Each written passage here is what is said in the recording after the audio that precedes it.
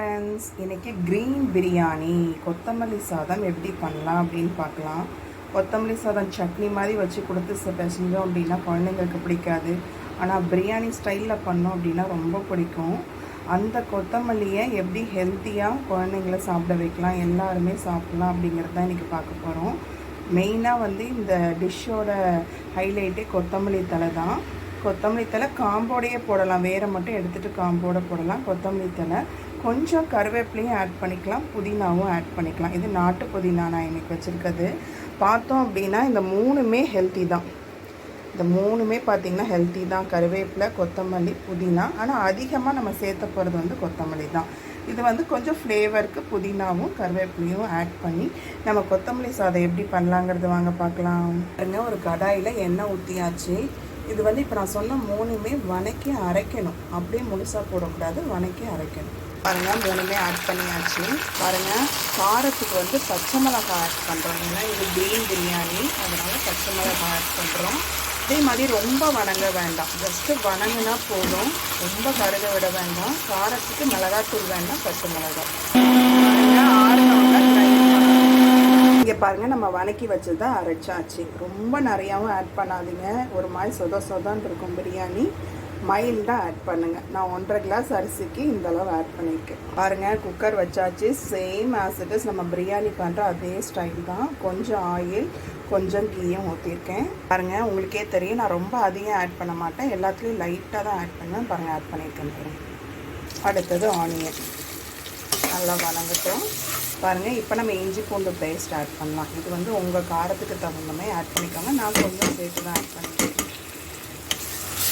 பிரியாணி இது க்ரீன் பிரியாணிங்கிறதுனால நம்ம தக்காளி அதிகம் ஆட் பண்ண மாட்டோம். பாருங்கள், ஒரே ஒரு பெரிய தக்காளி மட்டும்தான் கட் பண்ணி வச்சுருக்கேன், அவ்வளோதான், போதும். இது லைட்டாக கரம் மசாலா. பாருங்கள், இந்த ஸ்டேஜில் நம்ம அரைச்சி வச்சுருக்க கொத்தமல்லி தழையை ஆட் பண்ணிக்கலாம். பாருங்கள், ஆட் பண்ணியாச்சு.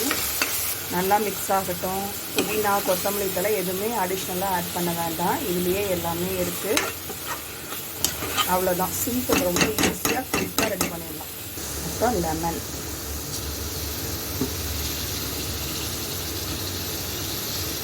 ஒரு ஸ்பூன் கர்டு. பாருங்கள், எல்லாம் முடிஞ்சது. இனிமேல் நம்ம உப்பும் ரைஸும் சேர்க்குறது தான்.